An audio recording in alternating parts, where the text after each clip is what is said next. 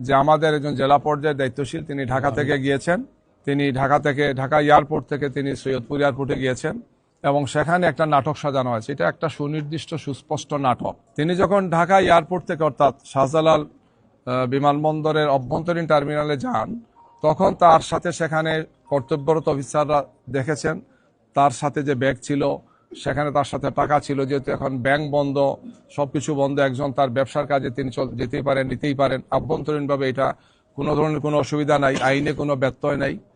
কিন্তু সৈয়দপুর এয়ারপোর্টে পৌঁছার পরে সেখানে পুলিশ কিছু চিহ্নিত সাংবাদিকদেরকে নিয়ে এসে এই কাজটি করেছেন।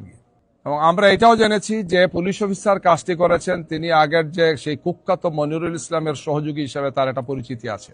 তো একজন বয়স্ক ব্যক্তি, একজন শিক্ষক, একজন দায়িত্বশীল ব্যক্তি, একজন অসুস্থ ব্যক্তি, তাকে এই ধরনের নাজেহাল করা হয়েছে, হেনস্থা করা হয়েছে, মেন্টাল টর্চার করা হয়েছে। তিনি অসুস্থ হয়ে, আপনারা জানেন, এখন তিনি রংপুর হাসপাতালে আছেন।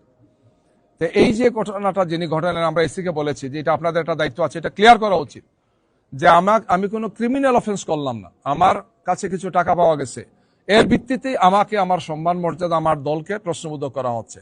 এর অর্থ হচ্ছে এটাই যে একদল লোক যারা মনে করছেন যে জনগণের সমর্থন তাদের প্রতি নেই, তারাই এখন ছলে বলে কলে কৌশলে আমাদেরকে জনগণের সামনে ভিন্ন রূপে উপস্থাপনের জন্য আমাদের মর্যাদাকে, আমাদের দলের মর্যাদাকে, আমাদের সম্মান ইজ্জতকে, জনসমর্থনকে প্রশ্নবুদ্ধ করার জন্য একটা হীন অপপ্রয়াস চালাচ্ছেন, একটা ঘৃণিত অপপ্রয়াস তারা চালাচ্ছেন। গিয়ে অতীতেও ফেসিবাদ থাকতেই কাজটি করেছেন।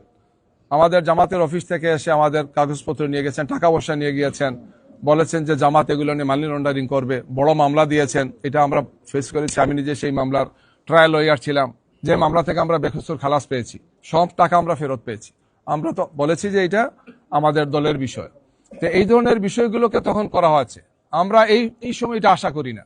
ফেসিবাদ বিদায় নিয়েছে, এই সময় এই ধরনের মানে মিথ্যা তথ্যের ভিত্তিতে ব্যক্তিকে বা তার দলকে প্রশ্নবোধক করা, জনগণের সামনে তাদের সম্মান মর্যাদাকে নষ্ট করার, যারাই অপপ্রয়াস চালাবেন জনগণ তাদেরকে রুখে দেবে। আমরা একটি সুন্দর, শান্তিপূর্ণ, উৎসবমুখর পরিবেশে আমরা নির্বাচন দেখতে চাই। আমরা আশা করি যে এক্ষেত্রে সবাই দায়িত্বশীল ভূমিকা পালন করবেন।